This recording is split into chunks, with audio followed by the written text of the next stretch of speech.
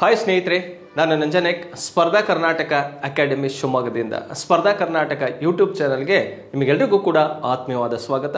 ಸ್ನೇಹಿತರೆ, ಇನ್ನೇನು ಕೆಲವೇ ದಿನಗಳಲ್ಲಿ ಈ ಸಿವಿಲ್ ಪೊಲೀಸ್ ಕಾನ್ಸ್ಟೇಬಲ್ ಎಕ್ಸಾಮಿಗೆ ನೀವೆಲ್ಲರೂ ಕೂಡ ಸಿದ್ಧತೆಯನ್ನು ನಡೆಸ್ತಾ ಇದ್ದೀರಿ. ಸೊ ನಿಮ್ಮ ಸಿದ್ಧತೆಯೊಂದಿಗೆ ಕೆಲವೊಂದು ಈ ಓಲ್ಡ್ ಕ್ವಶನ್ ಪೇಪರ್ ರಿಲೇಟೆಡ್ ಆಗಿರುವಂತಹ ಕ್ವಶನ್ಸ್ಗಳು ಹೇಗೆಲ್ಲ ಬಂದವೆ ಅದರ ಬಗ್ಗೆ ಇವತ್ತು ಚರ್ಚೆ ಮಾಡ್ತಾ ಹೋಗೋಣ. ಇವತ್ತಿನ ಈ ಒಂದು ವಿಡಿಯೋದಲ್ಲಿ ನೋಡಿ, ಕರ್ನಾಟಕ ಜಿಯೋಗ್ರಫಿಗೆ ಸಂಬಂಧಪಟ್ಟಂತಹ 60 ಕ್ವಶನ್ಸ್ಗಳನ್ನು 60 ಕ್ವಶನ್ಸ್ಗಳನ್ನು ಕ್ವಿಕ್ ಆನ್ಸರನ್ನು ನಾನೀಗ ಕೊಡುವಂತಹ ಒಂದು ಪ್ರಯತ್ನವನ್ನು ಮಾಡ್ತಾ ಇದ್ದೀನಿ. ಸೊ ನೋಡಿ, ಇದುವರೆಗೂ ಕೂಡ KS ಇಂದ ಹಿಡಿದು ಪೊಲೀಸ್ ಕಾನ್ಸ್ಟೇಬಲ್ ಎಕ್ಸಾಮ್ವರೆಗೂ ಕೂಡ ಎಲ್ಲ ಕಾಂಪಿಟೇಟಿವ್ ಎಕ್ಸಾಮಲ್ಲಿ ಈ ಕರ್ನಾಟಕ ಜಿಯೋಗ್ರಫಿ ರಿಲೇಟೆಡ್ ಕ್ವಶನ್ಸ್ಗಳನ್ನು ಕೇಳಿದ್ದಾನೆ. ಆ ಕ್ವಶನ್ಸ್ಗಳು ಹೇಗೆಲ್ಲ ಇದೆ ಅಂಥೇಳಿ ಇವತ್ತು ನಾವು ಚರ್ಚೆ ಮಾಡ್ತಾ ಹೋಗೋಣ. ಸ್ನೇಹಿತರೆ, ಅದಕ್ಕಿಂತ ಮುಂಚಿತವಾಗಿ ಸ್ಪರ್ಧಾ ಕರ್ನಾಟಕ ಅಕಾಡೆಮಿಯ ವತಿಯಿಂದ ನಾವು ಒಂದು ಮೊಬೈಲ್ ಆ್ಯಪನ್ನು ಲಾಂಚ್ ಮಾಡಿದ್ದೀವಿ. ಈ ಮೊಬೈಲ್ ಆ್ಯಪ್ ಯಾವುದಕ್ಕೆ ಸಂಬಂಧಪಟ್ಟಿದೆ ಅಂತ ನೋಡಿದಾಗ ಸ್ನೇಹಿತರೆ, ಬೀಟ್ ಫಾರೆಸ್ಟರ್ ಎಕ್ಸಾಮಿಗೆ ಸಂಬಂಧಪಟ್ಟಂತಹ ಮೊಬೈಲ್ ಆ್ಯಪ್ ಇದೆ. ಈ ಬೀಟ್ ಫಾರೆಸ್ಟರ್ ಎಕ್ಸಾಮ್ ಅಂದರೆ PU ಅಥವಾ ಡಿಪ್ಲೊಮೊ ಆದ ನಂತರದಲ್ಲಿ ತೆಗೆದುಕೊಳ್ಳುವಂಥ ಒಂದು ಎಕ್ಸಾಮ್ ಆಗಿರುತ್ತೆ. ಅದಕ್ಕೆ ರಿಲೇಟೆಡ್ ಆಗಿ ಒಂದು ಕಂಪ್ಲೀಟ್ ಪ್ಯಾಕೇಜನ್ನು ಸ್ಪರ್ಧಾ ಕರ್ನಾಟಕ ತಂಡದ ವತಿಯಿಂದ ನಿಮಗೆ ಸಿಗ್ತಾ ಇದೆ. ಸೊ ನೋಡಿ ಸ್ನೇಹಿತರೆ, ಈ ಒಂದು ಬೀಟ್ ಫಾರೆಸ್ಟರ್ ಅಥವಾ ಗಸ್ತು ಅರಣ್ಯ ಪಾಲಕ ಪರೀಕ್ಷೆಗೆ ಸಂಬಂಧಪಟ್ಟಂತೆ ಒಟ್ಟು 100 ಮಾರ್ಕ್ಸಿಗೆ ನೀವು ಎಕ್ಸಾಮನ್ನು ತೊಗೊಳ್ತೀರಿ. 100 ಮಾರ್ಕ್ಸ್ 100 ಕ್ವಶನ್ಸ್ಗಳಿರ್ತವೆ. ಆ 100 ಕ್ವಶನ್ಸ್ ಅಲ್ಲಿ ನೋಡಿ, ಮ್ಯಾಥ್ಸ್ ರಿಲೇಟೆಡ್ ಆಗಿ 40 ಕ್ವಶನ್ಸ್ ಅನ್ನ ಕೊಡ್ತಾನೆ. ಮ್ಯಾಥ್ಸ್ಗೆ ಸಂಬಂಧಪಟ್ಟಂತೆ ಎಷ್ಟು ಕ್ವಶನ್ಗಳಿರ್ತವೆ? 40 ಪ್ರಶ್ನೆಗಳು ಇರ್ತವೆ.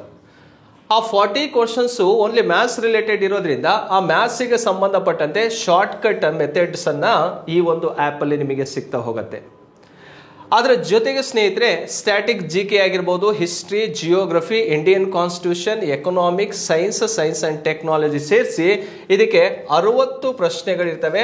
ಆ 60 ಪ್ರಶ್ನೆಗಳು ಸಹ ಒಳಗೊಂಡಂತಹ ಈ ಕಂಪ್ಲೀಟ್ ಪ್ಯಾಕೇಜ್ ಅನ್ನು ನಾವು ಕೊಡ್ತಾ ಇದ್ದೀವಿ. ಹಾಗಾದ್ರೆ ಸ್ನೇಹಿತರೆ, ಈ ಬೀಟ್ ಫಾರೆಸ್ಟರಿಗೆ ಯಾರೆಲ್ಲ ಅಪ್ಲೈ ಮಾಡಿದಿರೋ ಬಹಳಷ್ಟು ಜನ ಅಪ್ಲಿಕೇಶನ್ ಅನ್ನು ಹಾಕಿರ್ತೀರಿ.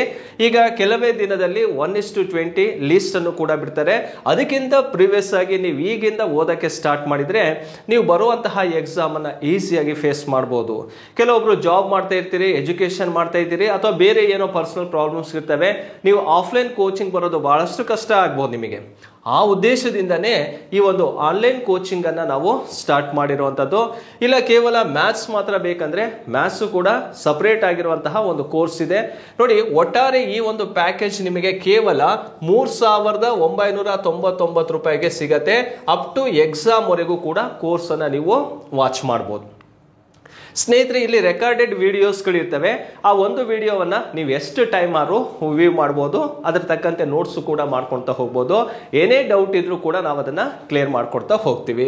ಸ್ನೇಹಿತರೆ, ಇದರ ಬಗ್ಗೆ ನಿಮಗೆ ಹೆಚ್ಚಿನ ಮಾಹಿತಿ ಏನಾದ್ರು ಬೇಕಿದ್ರೆ ನೋಡಿ, 9071673831 ನಂಬರಿಗೆ ಕಾಲ್ ಮಾಡಿ ಅದರ ಬಗ್ಗೆ ಹೆಚ್ಚಿನ ಮಾಹಿತಿಯನ್ನು ಪಡ್ಕೊಳ್ರಿ ಅಂತ ಹೇಳ್ತಾ ಇವತ್ತಿನ 60 ಪ್ರಶ್ನೆಗಳ ಸರಣಿಯ ಮೊದಲನೇ ಪ್ರಶ್ನೆಗೆ ಹೋಗೋಣ. ಸ್ನೇಹಿತರೆ, ಇವತ್ತಿನ ಫಸ್ಟ್ ಕ್ವಶನ್ ಏನಿದೆ ಅಂತ ನೋಡೋದಾದ್ರೆ ನೋಡಿ, 2011ರ ಜನಗಣತಿಯ ಪ್ರಕಾರ ಕರ್ನಾಟಕದ ಸಾಕ್ಷರತೆಯ ಪ್ರಮಾಣ 75.60. ಅದರಲ್ಲಿ ಪುರುಷ ಸಾಕ್ಷರತೆಯ ಪ್ರಮಾಣ ಎಷ್ಟಿದೆ ಅಂತ ಕೇಳಿದ್ದಾರೆ. 2011 ಸೆನ್ಸಸ್ ಪ್ರಕಾರ ಹೋದಾಗ ಟೋಟಲ್ ಲಿಟ್ರಸಿ ರೇಟ್ ಎಷ್ಟಿದೆ ಕರ್ನಾಟಕದಲ್ಲಿ ಅಂತ ಕೇಳಿದ್ರೆ 75.60% ಇದೆ. ಅದರಲ್ಲಿ ಪುರುಷರ ಪ್ರಮಾಣ ಎಷ್ಟಿದೆ ಅಂತ ಕೇಳಿದ್ರೆ 82.85% ಅಷ್ಟು ಮೇಲ್ ಲಿಟ್ರಸಿ ರೇಟ್ ಇರೋದನ್ನ ನೋಡ್ಬೋದು.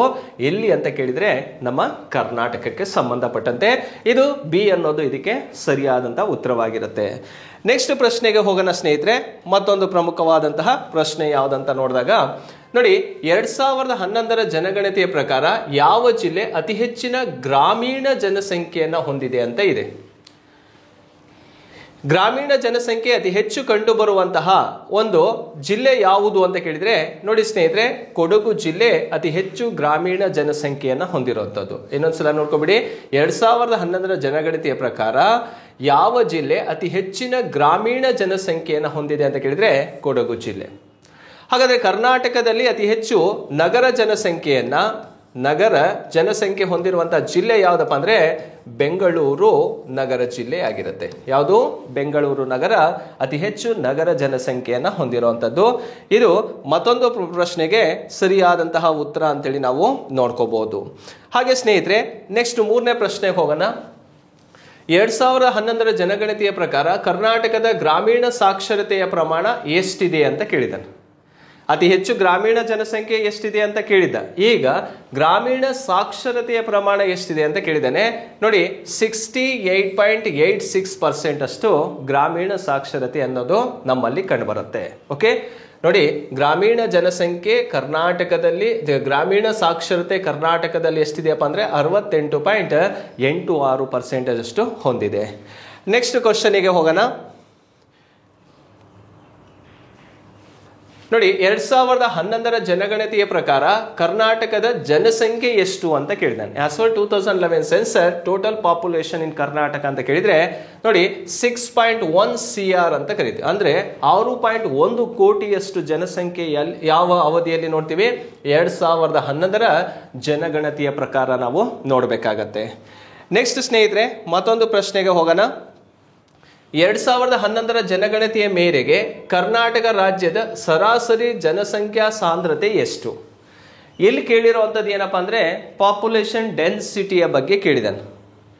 ನೋಡಿ, ಸರಾಸರಿ ಜನಸಾಂದ್ರತೆ ಎಷ್ಟಿದೆ ಅಂತ ಕೇಳಿದಾಗ ನೋಡಿ 4 ಆಪ್ಷನ್ಸ್ ಅನ್ನ ಕೊಟ್ಟಿದ್ದಾನೆ. ರಾಷ್ಟ್ರೀಯ ಜನಸಂಖ್ಯಾ ಸಾಂದ್ರತೆಯ ಸರಾಸರಿಗೆ ಸಮವಾಗಿದೆ ಅಂತ ಕೊಟ್ಟಿದ್ದಾನೆ. ಇದು ತಪ್ಪಿರುವಂಥದ್ದು. ಕ್ಲಿಯರ್? ಹಾಗಾದ್ರೆ ರಾಷ್ಟ್ರೀಯ ಜನಸಂಖ್ಯಾ ಸಾಂದ್ರತೆಗಿಂತ ಅಧಿಕವಾಗಿಲ್ಲ, ಇದು ಕೂಡ ತಪ್ಪಿರುವಂಥದ್ದು. ನೆಕ್ಸ್ಟ್, ರಾಷ್ಟ್ರೀಯ ಜನಸಂಖ್ಯಾ ಸಾಂದ್ರತೆಗಿಂತ ಕಡಿಮೆ ಇದೆ ಅಂತ ಕೇಳಿದ್ರೆ ಕಡಿಮೆ ಇದೆ, ಇದು ಸರಿಯಾಗಿರು. ನೆಕ್ಸ್ಟ್ ನೋಡಿ 4ನೇದು, ರಾಷ್ಟ್ರೀಯ ಜನಸಂಖ್ಯಾ ಸಾಂದ್ರತೆಯೊಂದಿಗೆ ತುಲನೆ ಮಾಡಲಾಗುವುದಿಲ್ಲ, ತಪ್ಪು. ಮಾಡಬಹುದು. ನೋಡಿ, ರಾಷ್ಟ್ರೀಯ ಜನಸಂಖ್ಯಾ ಸಾಂದ್ರತೆಗಿಂತ ಕಡಿಮೆ ಇದೆ ಅಂತ ಗೊತ್ತಿರಬೇಕು. ನೋಡಿ, ಭಾರತದ ಜನಸಾಂದ್ರತೆ ಎಷ್ಟಪ್ಪ ಅಂದ್ರೆ 382, ಇದು ಇಂಡಿಯಾ. ಕ್ಲಿಯರ್? ಇಂಡಿಯಾ. ಹಾಗಾದ್ರೆ ಕರ್ನಾಟಕದ ಜನಸಾಂದ್ರತೆ ಎಷ್ಟಪ್ಪ ಅಂದ್ರೆ 319, ಇದು ಕರ್ನಾಟಕ.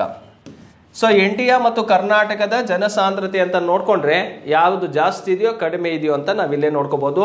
382 ಭಾರತದಾದ್ರೆ ಸೊ 319 ಯಾವ್ದಿದೆಯಪ್ಪ ಅಂದ್ರೆ ಕರ್ನಾಟಕದಿರೋದ್ರಿಂದ ಭಾರತದ ಜನಸಾಂದ್ರತೆಗಿಂತ ಕರ್ನಾಟಕದ ಏನಾಗಿದೆ? ಕಡಿಮೆ ಆಗಿದೆ. ಇಲ್ಲಿ ಬಿ ಅನ್ನೋದು ಸಿ ಇದೆ, ಇಲ್ಲಿ ಸಿ ಅನ್ನೋದು ಇದಕ್ಕೆ ಸರಿಯಾದಂತಹ ಉತ್ತರವಾಗಿರುತ್ತೆ.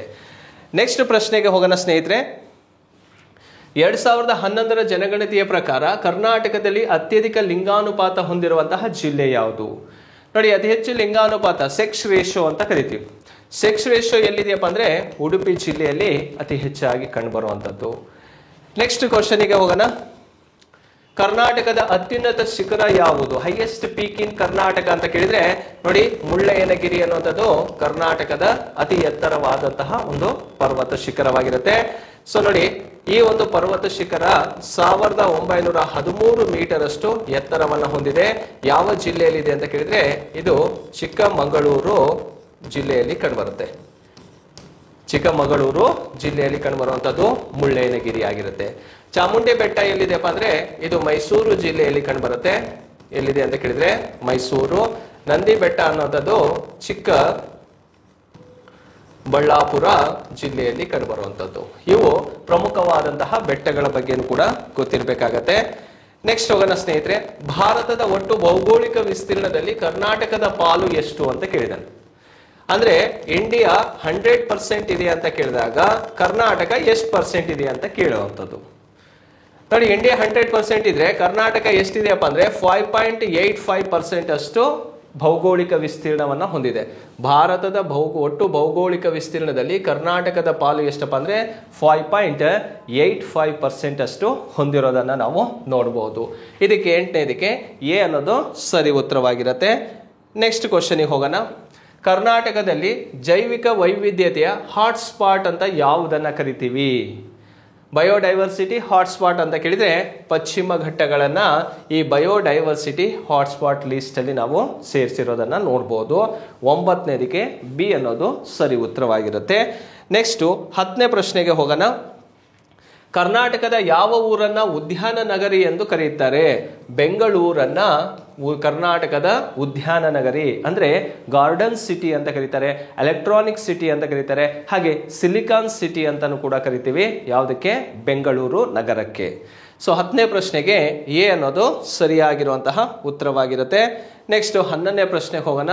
ಕರ್ನಾಟಕದ ಯಾವ ಪ್ರದೇಶವನ್ನ ಯುನೆಸ್ಕೋ ಪಾರಂಪರ್ಯ ಪಟ್ಟಿಯಲ್ಲಿ ಸೇರಿಸಲಾಗಿದೆ? ಯುನೆಸ್ಕೋ ಲಿಸ್ಟ್ ಅಲ್ಲಿ ಇರುವಂತದ್ದು ಬಂಡೀಪುರ ಇಲ್ಲ, ನಾಗರಹೊಳೆನೂ ಕೂಡ ಇಲ್ಲ, ಬನ್ನೇರುಘಟ್ಟನೂ ಇಲ್ಲ. ಇರೋದು ಯಾವ್ದಾಗಾದ್ರೆ ಪಶ್ಚಿಮ ಘಟ್ಟ ಯುನೆಸ್ಕೋ ಲಿಸ್ಟ್ ಅಲ್ಲಿ ಕಂಡು ಬರುವಂತಹ ಒಂದು ವೈವಿಧ್ಯತಾ ತಾಣವಾಗಿರುತ್ತೆ. ನೆಕ್ಸ್ಟ್ 12ನೇ ಪ್ರಶ್ನೆಗೆ ಹೋಗೋಣ ಸ್ನೇಹಿತರೆ. ಪೆಡಾಲಜಿಯು ಇದಕ್ಕೆ ಸಂಬಂಧಿಸಿದೆ ಅಂತ ಇದೆ. ಮಣ್ಣನ್ನ ಕುರಿತು ಅಧ್ಯಯನ ಮಾಡೋದನ್ನ ಪೆಡಾಲಜಿ ಅಂತ ಕರಿತೇವೆ. ಸ್ಟಡಿ ಆಫ್ ಸಾಯಿಲ್ ಅನ್ನ ಪೆಡಾಲಜಿ ಅಂತ ಕರಿತೀವಿ. ಈ ಮಣ್ಣು ಎಲ್ಲ ಹೇಗೆ ರಚನೆ ಆಯಿತು ಅದರ ಬಗ್ಗೆ ಕಂಪ್ಲೀಟ್ ಅಧ್ಯಯನ ಮಾಡುವಂತಹ ಒಂದು ವಿಷಯ ವಸ್ತುವನ್ನ ಪೆಡಾಲಜಿ ಅಂತ ಕರಿತೀವಿ. ಕ್ಲಿಯರ್? ನೆಕ್ಸ್ಟ್ 12ನೇ ಪ್ರಶ್ನೆಗೆ ಬಿ ಅನ್ನೋದು ಸರಿಯಾಗಿರುತ್ತೆ. 13ನೇ ಪ್ರಶ್ನೆಗೆ ಹೋಗೋಣ ಸ್ನೇಹಿತರೆ. ಕರ್ನಾಟಕದಲ್ಲಿ ಲ್ಯಾಟರೈಟ್ ಮಣ್ಣಿನ ಬೃಹತ್ ಪ್ರದೇಶ ಹೊಂದಿರುವಂತಹ ಜಿಲ್ಲೆಗಳ ಅನುಕ್ರಮಣಿಕೆ ಅಂತ ಕೊಟ್ಟಿದ್ದಾನೆ. ನೋಡಿ, ಈ ಲ್ಯಾಟರೈಟ್ ಮಣ್ಣು ಅನ್ನುವಂಥದ್ದು ಎಲ್ಲಿ ಜಾಸ್ತಿ ಕಂಡು ಬರುತ್ತಪ್ಪ ಅಂದ್ರೆ ಪರ್ವತಗಳ ಭಾಗದಲ್ಲಿ ಕಂಡು ಬರ್ತಾವೆ, ಮೌಂಟೇನ್ಸ್ಗಳಲ್ಲಿ ಕಂಡು ಬರ್ತವೆ. ಈ ಪರ್ವತಗಳ ಭಾಗದಲ್ಲಿ ಕಂಡು ಬರ್ತಾವೆ. ಹಾಗಾದ್ರೆ ಬೆಟ್ಟಗುಡ್ಡಗಳು ಅಥವಾ ಪರ್ವತದ ಭಾಗದಲ್ಲಿ ಕಂಡುಬರುವಂತಹ ಲ್ಯಾಟರೈಟ್ ಮಣ್ಣು ಅಂತ ಕೇಳಿದಾಗ ಈ ಜಿಲ್ಲೆಗಳನ್ನ ನೋಡಿ, ಬಿಜಾಪುರ, ಬಾಗಲಕೋಟೆ, ಕಲಬುರಗಿ ಇದೆ, ಕಲಬುರಗಿ, ರಾಯಚೂರು, ಯಾದಗಿರಿ ಇದೆ, ಶಿವಮೊಗ್ಗ, ಬಳ್ಳಾರಿ, ಗದಗಿದೆ. ಬಟ್ ಇವು ಯಾವ ಜಿಲ್ಲೆಯಲ್ಲೂ ಅಷ್ಟಾಗಿ ಕಂಡುಬರಲ್ಲ. ಕಂಡುಬರೋ ಅಂಥದ್ದು ಮಲೆನಾಡು ಡಿಸ್ಟಿಕ್ ಅಲ್ಲಿ ಕಂಡುಬರ್ತವೆ. ಕೊಡಗು, ದಕ್ಷಿಣ ಕನ್ನಡ ಮತ್ತು ಉಡುಪಿ ಜಿಲ್ಲೆಗಳಲ್ಲಿ ಕರ್ನಾಟಕದಲ್ಲಿ ಏನ್ ಜಾಸ್ತಿ ಇದೆ ಅಂತ ಕೇಳಿದ್ರೆ ಲ್ಯಾಟರೈಟ್ ಸಾಯಿಲು ಹೆಚ್ಚಾಗಿ ಕಂಡುಬರುತ್ತೆ. ಹಾಗಾಗಿ 13ನೇ ಪ್ರಶ್ನೆಗೆ ಡಿ ಅನ್ನೋದು ಸರಿಯಾಗಿರುವಂತಹ ಉತ್ತರವಾಗಿರುತ್ತೆ. 14ನೇ ಪ್ರಶ್ನೆಗೆ ಹೋಗೋಣ. ಬೇಲೂರು ಹಳೆಬೀಡು ದೇವಾಲಯಗಳ ನಿರ್ಮಾಣಕ್ಕೆ ಬಳಸಲಾಗಿರುವಂತಹ ಶಿಲೆ ಯಾವುದು? ನೋಡಿ, ಬಳಪದ ಕಲ್ಲನ್ನ ಇದರ ಒಂದು ನಿರ್ಮಾಣಕ್ಕೆ ಬಳಸಿರೋದನ್ನ ನೋಡಬಹುದು. 14ನೇ ಪ್ರಶ್ನೆಗೆ ಬಳಪದ ಕಲ್ಲು ಅನ್ನುವಂಥದ್ದು ಪ್ರಸಿದ್ಧ ಆಯ್ತು. ಬೇಲೂರು ಹಳೆಬೀಡು, ಬೇಲೂರಿನಲ್ಲಿ ಚೆನ್ನಕೇಶವ ದೇವಾಲಯ ಇರೋದನ್ನ ನೋಡ್ತೀವಿ. ಆ ದೇವಾಲಯ ಎಲ್ಲ ಈ ಬಳಪದ ಕಲ್ಲಿನಿಂದ ನಿರ್ಮಾಣ ಮಾಡಲಾಗಿದೆ. ನೆಕ್ಸ್ಟ್ ಪ್ರಶ್ನೆಗೆ ಹೋಗೋಣ. ಕರ್ನಾಟಕದಲ್ಲಿ ಭೂಕಂಪನ ಮಾಪನ ಕೇಂದ್ರ ಎಲ್ಲಿದೆ ಅಂತ ಇದೆ. ನೋಡಿ, ಕರ್ನಾಟಕದಲ್ಲಿ ಗೌರಿಬಿದನೂರಿನಲ್ಲಿ ಭೂಕಂಪನ ಮಾಪನ ಕೇಂದ್ರ ಇರೋದನ್ನ ನೋಡ್ಬೋದು. ಈ ಗೌರಿಬಿದನೂರು ಎಲ್ಲಿದೆಯಪ್ಪ ಅಂದ್ರೆ ಚಿಕ್ಕಬಳ್ಳಾಪುರದಲ್ಲಿ ಕಂಡುಬರುತ್ತೆ. ಓಕೆ, ಬಳ್ಳಾಪುರದಲ್ಲಿ ಕಂಡುಬರುತ್ತೆ ಗೌರಿಬಿದನೂರು. ರೈಟ್. ನೆಕ್ಸ್ಟ್ ಕ್ವಶನ್ಗೆ ಹೋಗೋಣ. ಏಷ್ಯಾದ ಮೊಟ್ಟ ಮೊದಲನೆಯ ಜಲ ವಿದ್ಯುತ್ ಯೋಜನೆ ಅನ್ನುವಂಥದ್ದು ಎಲ್ಲಿ ಕಂಡುಬರತ್ತಂತ ಇದೆ. ನೋಡಿ, ಶಿವನ ಸಮುದ್ರ ಅನ್ನುವಂಥದ್ದು ಏಷ್ಯಾದ ಮೊಟ್ಟ ಮೊದಲ ಜಲ ವಿದ್ಯುತ್ ಉತ್ಪಾದನಾ ಕೇಂದ್ರವಾಗಿರುತ್ತೆ. First hydro electricity project in Asia ಅಂತ ಕೇಳಿದ್ರೆ ಅದು ಶಿವನ ಸಮುದ್ರ ಯೋಜನೆಯಾಗಿರುತ್ತೆ. ರೈಟ್. ನೆಕ್ಸ್ಟ್ ಕ್ವಶನಿಗೆ ಹೋಗೋಣ. ವಾಣಿ ವಿಲಾಸ ಸಾಗರ ವಿವಿಧೋದ್ದೇಶ ಯೋಜನೆಯನ್ನ ನಿರ್ಮಿಸಿರುವುದು ಈ ನದಿಯ ಮೇಲೆ ಅಂತ ಇದೆ. ನೋಡಿ, ವೇದಾವತಿ ನದಿ ಮೇಲೆ ವಾಣಿ ವಿಲಾಸ ಸಾಗರ, ಇದನ್ನ ಮಾರಿ ಕಣಿವೆ ಅಂತಾನು ಕೂಡ ಕರೀತಾರೆ. ಮಾರಿ ಕಣಿವೆ ಜಲಾಶಯ ಅಂತಾನು ಕೂಡ ಕರಿತೀವಿ, ಅಥವಾ ವಾಣಿ ವಿಲಾಸ ಸಾಗರ ಅಂತ ಕರಿತೀವಿ. ವೇದಾವತಿ ನದಿಗೆ ಕಟ್ಟಿರುವಂಥದ್ದು. ಜಿಲ್ಲೆ ಕೇಳಿದ್ರೆ ಇದು ಚಿತ್ರದುರ್ಗ ಜಿಲ್ಲೆಯಲ್ಲಿ ಕಂಡುಬರುತ್ತೆ. ಚಿತ್ರದುರ್ಗ ಯಾವ ತಾಲೂಕು ಅಂತ ಕೇಳಿದ್ರೆ ಹಿರಿಯೂರು ತಾಲೂಕಿನಲ್ಲಿ ಕಂಡುಬರುತ್ತೆ. ಚಿತ್ರದುರ್ಗ ಜಿಲ್ಲೆ ಹಿರಿಯೂರು ತಾಲೂಕಿನಲ್ಲಿ ಕಂಡುಬರೋದೆ ವೇದಾವತಿ ನದಿಗೆ ಕಟ್ಟಿರುವಂತಹ ವಾಣಿ ವಿಲಾಸ ಸಾಗರ ಅಥವಾ ಮಾರಿ ಕಣಿವೆ ಜಲಾಶಯ ಅಂತ ಕರಿತೀವಿ. ಇದು ಏಷ್ಯಾದ ಮೊಟ್ಟ ಮೊದಲ ಜಲಾಶಯ ಅಂತಾನು ಕೂಡ ಕರಿತೀವಿ. ಓಕೆ, ಏಷ್ಯಾದ ಮೊಟ್ಟ ಮೊದಲ ಜಲಾಶಯವಾಗಿರುತ್ತೆ. ಇದನ್ನು ನೆನಪಲ್ಲಿ ಇಟ್ಕೋಬೇಕು, ಎಕ್ಸಾಮ್ ದೃಷ್ಟಿಯಲ್ಲಿ ತುಂಬಾನೇ ಇಂಪಾರ್ಟೆಂಟ್ ಆಗಿರುತ್ತೆ. ನೆಕ್ಸ್ಟ್ ಹೋಗೋಣ ಸ್ನೇಹಿತರೆ ಮತ್ತೊಂದು ಪ್ರಶ್ನೆಗೆ. ನೋಡಿ, ಕೃಷ್ಣಾ ಮೇಲ್ದಂಡೆ ಯೋಜನೆಯ ಜಿಲ್ಲೆಗಳು ಯಾವುದು ಅಂತ ಕೇಳಿದಾನೆ. ಅಂದ್ರೆ ಕೃಷ್ಣಾ ಮೇಲ್ದಂಡೆ ಯೋಜನೆಯಿಂದ ಲಾಭ ಪಡಿತಾ ಇರುವಂತಹ ಜಿಲ್ಲೆಗಳು ಯಾವ್ಯಾವುದು? ನೋಡಿ, ಬಿಜಾಪುರ, ಕಲಬುರಗಿ ಮತ್ತು ರಾಯಚೂರು ಜಿಲ್ಲೆಗಳು ಈ ಒಂದು ಯೋಜನೆಯಿಂದ ಲಾಭ ಪಡಿತಾ ಇರೋದನ್ನ ನೋಡಬಹುದು. ಇಲ್ಲಿ ಬೆಳಗಾವಿ, ಉತ್ತರ ಕನ್ನಡ ಇದೆ. ಬಟ್ ಅದಕ್ಕಿಂತ ನಮಗೆ ನಿಯರೆಸ್ಟ್ ಆನ್ಸರ್ ಯಾವ್ದಪ್ಪ ಅಂದ್ರೆ ಬಿಜಾಪುರ, ಕಲಬುರಗಿ ಮತ್ತು ರಾಯಚೂರು ಜಿಲ್ಲೆಗಳು ಈ upper Krishna valley project under ಅಲ್ಲಿ ಈ ಒಂದು ಡಿಸ್ಟ್ರಿಕ್ಟ್ಸ್ಗಳು ಬೆನಿಫಿಟ್ ಪಡ್ಕೊಳ್ತಾ ಇರೋದನ್ನ ನೋಡಬಹುದು. ನೆಕ್ಸ್ಟ್ ಪ್ರಶ್ನೆಗೆ ಹೋಗೋಣ ಸ್ನೇಹಿತರೆ. ಕಾಲುವೆ ವ್ಯವಸ್ಥೆ ಒಂದು ಎ ಪಟ್ಟಿಯಲ್ಲಿದ್ರೆ ನೀರಾವರಿ ಆಗುವಂಥ ಜಿಲ್ಲೆಗಳು ಒಂದು ಪಟ್ಟಿಯಲ್ಲಿದೆ. ಅಂದರೆ ಯಾವ ಕಾಲುವೆಗಳು ಯಾವ ಜಿಲ್ಲೆಗೆ ನೀರನ್ನು ಒದಗಿಸ್ತಾ ಇದ್ದಾವೆ ಅಂತ ಹೇಳಿ ಕೇಳಿರುವಂಥ ಪ್ರಶ್ನೆ. ನೋಡಿ, ವಿಶ್ವೇಶ್ವರಯ್ಯ ಕಾಲುವೆ ಎನ್ನುವಂಥದ್ದು ಯಾವ ಜಿಲ್ಲೆಯಲ್ಲಿ ಕಂಡುಬರುತ್ತಪ್ಪ ಅಂದರೆ ಮಂಡ್ಯ ಜಿಲ್ಲೆಗೆ ಒಂದು ನೀರನ್ನು ಒದಗಿಸುವಂಥ ಕಾಲುವೆ ಆಗಿರುತ್ತೆ. ಘಟಪ್ರಭಾ ಕಣಿವೆ ಎನ್ನುವಂಥದ್ದು ಇದು ಬೆಳಗಾವಿಯಲ್ಲೇ ಕಂಡುಬರುವಂಥದ್ದು. ತುಂಗಭದ್ರಾ ಎನ್ನುವಂಥದ್ದು ಶಿವಮೊಗ್ಗದಲ್ಲಿ ಇದು ವಿಜಯಪುರದಲ್ಲೇ ಕಂಡುಬರುತ್ತೆ. ತುಂಗಭದ್ರಾ ಅನ್ನುವಂಥದ್ದು ಎಲ್ಲಿದೆ? ವಿಜಯಪುರ. ಹಾಗೆ ಭದ್ರಾ ಎನ್ನುವಂಥದ್ದು ಯಾವ ಜಿಲ್ಲೆಯಲ್ಲಿದೆಪ್ಪ ಅಂದರೆ ಶಿವಮೊಗ್ಗ ಜಿಲ್ಲೆಗೆ ಇದರ ಲಾಭ ಆಗೋದನ್ನು ನೋಡ್ತೀವಿ. ಇನ್ನೊಂದ್ಸಲ ನೋಡ್ಕೊಳ್ಳಿ. ವಿಶ್ವೇಶ್ವರಯ್ಯ ಎನ್ನುವಂಥದ್ದು ಮಂಡ್ಯ, ಘಟಪ್ರಭಾ ಅನ್ನುವಂಥದ್ದು ಬೆಳಗಾವಿ, ತುಂಗಭದ್ರಾ ಎನ್ನುವಂಥದ್ದು ವಿಜಯನಗರ ಜಿಲ್ಲೆ, ವಿಜಯನಗರ, ಹಿಂದೆ ಬಳ್ಳಾರಿ ಅಂತ ಇತ್ತು, ಈಗ ವಿಜಯನಗರ ಜಿಲ್ಲೆಗೆ ಸೇರಿಸ್ಕೊಂತೀವಿ. ಹಾಗೆ ಭದ್ರಾ ಅನ್ನುವಂಥದ್ದು ಶಿವಮೊಗ್ಗ ಜಿಲ್ಲೆಯಲ್ಲಿ ಕಂಡುಬರುತ್ತೆ. ಇವೆಲ್ಲವೂ ಕೂಡ ಕಾಲುವೆಗಳಾಗಿರ್ತವೆ. ಆ ಕಾಲುವೆ ನೀರಾವರಿ ಇವೆಲ್ಲ ಜಿಲ್ಲೆಗಳಿಗೆ ನೀರನ್ನು ಒದಗಿಸ್ತಾ ಇರೋದನ್ನು ನಾವು ನೋಡ್ತೀವಿ. ಇದು 19ನೇ ಪ್ರಶ್ನೆಗೆ ಈ ರೀತಿಯಾದಂತಹ ಹೊಂದಿಸಿ ಬರೆಯುವುದು ಅಂತ ಇರುತ್ತೆ, ಆನ್ಸರ್ ಮಾಡಬೇಕಾಗತ್ತೆ. 20ನೇ ಪ್ರಶ್ನೆಗೆ ಹೋಗೋಣ. ಎತ್ತಿನಹೊಳೆ ಯೋಜನೆ ಬಗ್ಗೆ ಸರಿಯಾದ ಹೇಳಿಕೆಗಳನ್ನು ಗಮನಿಸಿ ಅಂತ ಇದೆ. ಯೋಜನೆಯು 8 ಚಿಕ್ಕ ಅಣೆಕಟ್ಟುಗಳನ್ನು ನಿರ್ಮಿಸುವಿಕೆಯನ್ನು ಒಳಗೊಂಡಿದೆ. ಅಂದರೆ 8 ಚಿಕ್ಕ ಡ್ಯಾಮ್ಗಳನ್ನು ಕಟ್ಟಿದ್ದಾರೆ ಅಂತ ಹೇಳ್ತಾ ಇರೋವಂಥದ್ದು. ಓಕೆ, ಇದು ಸರಿ. ನೆಕ್ಸ್ಟು, ಡಾಕ್ಟರ್ GS ಪರಮಶಿವಯ್ಯ ನೇತೃತ್ವದಲ್ಲಿನ ಸಮಿತಿಯು ಸಲ್ಲಿಸಿರುವ ವರದಿಯ ಮೇಲೆ ಯೋಜನೆಯನ್ನು ಆಧಾರಿತವಾಗಿದೆ ಅಂತ ಕೇಳಿದ್ರೆ ಇದು ಕೂಡ ಸರಿಯಾಗಿದೆ. ಈ ನೇತ್ರಾವತಿ ಅಥವಾ ಎತ್ತಿನಹೊಳೆ ಯೋಜನೆ ಎನ್ನುವಂಥದ್ದು ಇವೆರಡೂ ಕಾನ್ಸೆಪ್ಟು ಕೂಡ ಸರಿಯಾಗಿದೆ. ಒಂದು 8 ಚಿಕ್ಕ ಅಣೆಕಟ್ಟುಗಳನ್ನು ಕಟ್ಟಿದ್ದಾರೆ. ಡಾಕ್ಟರ್ GS ಪರಮಶಿವಯ್ಯರು ಕೊಟ್ಟಿರುವಂತಹ ವರದಿಯ ಆಧಾರದ ಮೇಲೆ ಈ ಒಂದು ಯೋಜನೆಯನ್ನು ಜಾರಿಗೆ ತಂದಿರೋದನ್ನು ನೋಡ್ಬೋದು. ಹಾಗಾದರೆ ಸರಿಯಾಗಿರುವಂಥದ್ದು ಯಾವುದಪ್ಪ ಅಂದರೆ ಆ ಮತ್ತು ಆ ಎರಡೂ ಕೂಡ ಸರಿಯಾಗಿರುತ್ತೆ. ಇದಕ್ಕೆ ಸಿ ಉತ್ತರ ಅನ್ನುವಂಥದ್ದು ಸರಿ ಅಂತ ತಿಳ್ಕೊಬೋದು. ನೆಕ್ಸ್ಟ್ ಸ್ನೇಹಿತರೆ, ಮತ್ತೊಂದು ಪ್ರಶ್ನೆಗೆ ಹೋಗೋಣ. ಹೊಂದಿಸಿ ಬರೆಯಿದೆ ಅಂತ ಇದೆ. ಒಂದು ಕಡೆ ಜಲಾಶಯ ಇದೆ, ಇನ್ನೊಂದು ಕಡೆ ನದಿ ಇದೆ. ಇಲ್ಲಿ 4 ಆಪ್ಷನನ್ನು ತೆಗೆದುಕೊಂಡು ನಾವು ಮ್ಯಾಚ್ ಮಾಡ್ಬೋದು. ಬಟ್ ಈಸಿ ಆಗಲಿ ಅಂತ ಹೇಳಿ ನಾನೇನು ಮಾಡಿದ್ದೀನಿ, ಒಂದು ಕಡೆ ಅವನು ಕೊಟ್ಟಿರುವಂತಹ ಕಾನ್ಸೆಪ್ಟ್ ಅಂತ ತಗೊಂಡು ಅದಕ್ಕೆ ಇಲ್ಲೇ ನೇರವಾಗಿ ಮ್ಯಾಚ್ ಮಾಡಿಕೊಂಡ್ರೆ ಅದಕ್ಕೆ ಸರಿ ಉತ್ತರ ಯಾವುದು ಅಂತ ಗೊತ್ತಾಗತ್ತೆ ನಮಗೆ. ರೈಟ್, ನೋಡಿ, ಗೋವಿಂದ ಸಾಗರ ಎನ್ನುವಂಥದ್ದು ಯಾವ ನದಿಗೆ ಕಟ್ಟಿರೋದಪ್ಪ ಅಂದರೆ ಸಟ್ಲೇಜ್ ನದಿಗೆ ಕಟ್ಟಿರುವಂಥ ಒಂದು ಜಲಾಶಯ. ಎರಡನೇ ನೋಡಿ, ಪಂಪಸಾಗರ ಎನ್ನುವಂಥದ್ದು ಯಾವ ನದಿಗೆ ಕಟ್ಟಿರೋದಪ್ಪ ಅಂದರೆ ತುಂಗಭದ್ರಾ ನದಿಗೆ ಕಟ್ಟಿರುವಂಥದ್ದು. ಬಸವಸಾಗರ ಎನ್ನುವಂಥದ್ದು ಕೃಷ್ಣಾ ನದಿಗೆ ಕಟ್ಟಿರೋದು. KRS ಅಥವಾ ಕೃಷ್ಣರಾಜಸಾಗರ ಎನ್ನುವಂಥದ್ದು ಕಾವೇರಿ ನದಿಗೆ ಕಟ್ಟಿರುವಂತಹ ಒಂದು ಜಲಾಶಯವಾಗಿರುತ್ತೆ. ನೋಡಿ, ಇವು ಹೊಂದಿಸಿ ಬರೆಯೋ ರೀತಿಯಲ್ಲಿ ಪ್ರಶ್ನೆ ಇರುತ್ತೆ ಅಥವಾ ನೇರವಾಗಿಯೂ ಕೂಡ ಕ್ವಶನ್ಸ್ ಅನ್ನ ಕೇಳ್ಬೋದು. ಅದಕ್ಕೆ ಸರಿಯಾದಂಥ ಉತ್ತರವನ್ನ ಯಾವುದಕ್ಕೆ ಸರಿ ಅಂತ ಹೇಳಿ ನೋಡ್ಕೊಂಡ್ರೆ ಸಾಕಾಗತ್ತೆ. ನೆಕ್ಸ್ಟ್ 22ನೇ ಪ್ರಶ್ನೆಗೆ ಹೋಗೋಣ. ಇದು ಕೂಡ ಮ್ಯಾಚ್ ಮಾಡುವಂಥದ್ದಿದೆ, ಹೊಂದಿಸಿ ಬರೆಯೋದು. ನೋಡಿ, ಕಾವೇರಿ ನದಿ ಅಂತ ಇದೆ. ಕಾವೇರಿ ನದಿಗೆ ಕಟ್ಟಿರುವಂಥ ಜಲಾಶಯ KRS. ಶರಾವತಿ ನದಿಗೆ ಕಟ್ಟಿರುವಂತಹ ಜಲಾಶಯ ಯಾವುದಪ್ಪ ಅಂದರೆ ಗೇರುಸೊಪ್ಪ. ಮಲಪ್ರಭಾ ನದಿಗೆ ನವಿಲು ತೀರ್ಥ ಇದ್ರೆ ಘಟಪ್ರಭಾ ನದಿಗೆ ಹಿಡಕಲ್ ಜಲಾಶಯವನ್ನು ಕಟ್ಟಿದ್ದಾರೆ. ಸೊ ಇವು 4 ನದಿಗಳು, ಅದಕ್ಕೆ ಸಂಬಂಧಿಸಿರುವಂತಹ ಜಲಾಶಯಗಳನ್ನು ನಾವಿಲ್ಲಿ ಕಾನ್ಸಂಟ್ರೇಟ್ ಮಾಡಬೇಕಾಗತ್ತೆ. ನೆಕ್ಸ್ಟ್ ಪ್ರಶ್ನೆಗೆ ಹೋಗೋಣ. ಬೆಣ್ಣೆತೊರೆ ಯೋಜನೆ ಇರುವುದು ಯಾವ ಜಿಲ್ಲೆಯಲ್ಲಿ ಅಂತ ಕೇಳಿದ್ರೆ ಅದು ಗುಲ್ಬರ್ಗ ಜಿಲ್ಲೆಯಲ್ಲಿ ಅಥವಾ ಕಲಬುರಗಿ ಜಿಲ್ಲೆಯಲ್ಲಿರುವಂತಹ ಒಂದು ಯೋಜನೆ ಆಗಿರುತ್ತೆ, ಬೆಣ್ಣೆತೊರೆ ಯೋಜನೆ ಅಂತಾನೆ. ಮತ್ತೊಂದು ಪ್ರಶ್ನೆಗೆ ಹೋಗೋಣ. ಧರ್ಮ ಜಲಾಶಯ ಇಲ್ಲಿದೆ ಅಂತ ಕೊಟ್ಟಿದ್ದಾನೆ. ಧರ್ಮ ಜಲಾಶಯ ನೋಡಿ, ಉತ್ತರ ಕನ್ನಡ ಇದೆ, ಹಾವೇರಿ, ಶಿವಮೊಗ್ಗ, ಧಾರವಾಡ ಅಂತ ಇದೆ. ಅದಕ್ಕೆ ಸರಿಯಾದಂಥ ಉತ್ತರ ಯಾವುದಪ್ಪ ಅಂದರೆ ಉತ್ತರ ಕನ್ನಡ ಜಿಲ್ಲೆಯಲ್ಲಿ ಕಂಡುಬರುತ್ತೆ ಧರ್ಮ ಜಲಾಶಯ ಅಂತಾನೆ. ನೆಕ್ಸ್ಟ್ 25ನೇ ಪ್ರಶ್ನೆಗೆ ಹೋಗೋಣ. ಬಿಜಾಪುರದ ಆಲಮಟ್ಟಿ ಜಲಾಶಯವನ್ನು ಹೀಗೂ ಕರೆಯುತ್ತಾರೆ. ಅಂದರೆ ಆಲಮಟ್ಟಿ ಜಲಾಶಯಕ್ಕೆ ಕರೆಯುವಂಥ ಹೆಸರೇನು? ಇಂದಿರಾ ಗಾಂಧಿ ಅಂತ ಕರೀತಾರೆ, ರಾಜೀವ್ ಗಾಂಧಿ ಅಂತ ಕರೀತಾರೆ, ಲಾಲ್ ಬಹದ್ದೂರ್ ಶಾಸ್ತ್ರಿ, ಮಹಾತ್ಮ ಗಾಂಧಿ ಅಂತ ಕರೀತಾರೆ. ಇದಕ್ಕೆ ಸರಿಯಾದಂಥ ಉತ್ತರ ಏನಪ್ಪಾ ಅಂದರೆ ಲಾಲ್ ಬಹದ್ದೂರ್ ಶಾಸ್ತ್ರಿ ಡ್ಯಾಮ್ ಅಂತ ಕರಿತೀವಿ. ಆಲಮಟ್ಟಿ ಜಲಾಶಯಕ್ಕೆ ಕರೆಯುವಂತಹ ಮತ್ತೊಂದು ಹೆಸರಾಗಿರುತ್ತವೆ ಲಾಲ್ ಬಹದ್ದೂರ್ ಶಾಸ್ತ್ರಿ ಡ್ಯಾಮ್ ಅಂತಾನೆ. ರೈಟ್, ನೋಡಿ 25ನೇ ಪ್ರಶ್ನೆಗೆ ಸಿ ಅನ್ನೋದು ಸರಿ ಉತ್ತರವಾಗಿರುತ್ತೆ. ನೆಕ್ಸ್ಟ್ 26ನೇ ಪ್ರಶ್ನೆಗೆ ಹೋಗೋಣ.